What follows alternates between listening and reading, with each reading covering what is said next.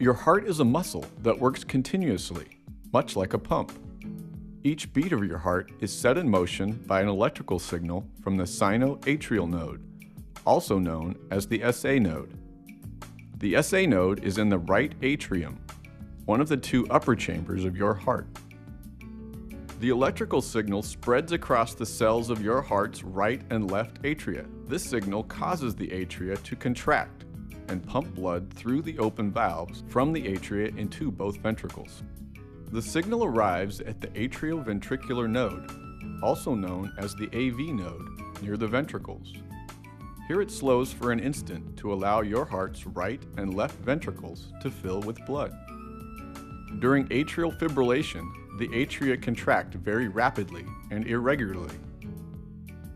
This happens when the electrical signal begins in a different part of the atrium than the SA node. Abnormal electrical signals tend to begin in the left pulmonary veins, rather than the SA node. Atrial fibrillation also can happen if the signal is conducted abnormally. The abnormal electrical signal causes the walls of the atria to quiver rapidly, or fibrillate, instead of contracting normally. As a result, the atria don't work efficiently and don't pump all their blood into the ventricles. If all the blood does not flow into the ventricles, the blood that remains pools in the atria. If blood pools in the atria, clots can form. This increases the risk of stroke because part of a clot can break off and travel to the brain. During atrial fibrillation, the ventricles continue to contract from the heart's electrical activity.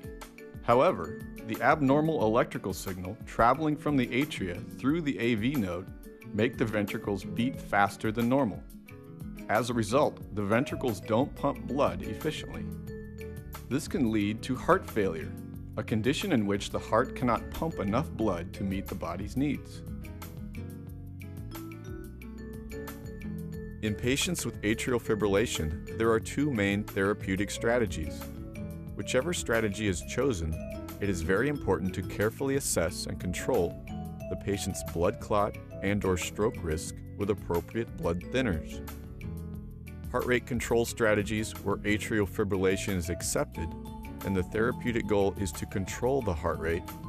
Here the options are either medications or a pacemaker. Heart rhythm control strategies to prevent atrial fibrillation and where the therapeutic goal is to maintain normal heart rhythm.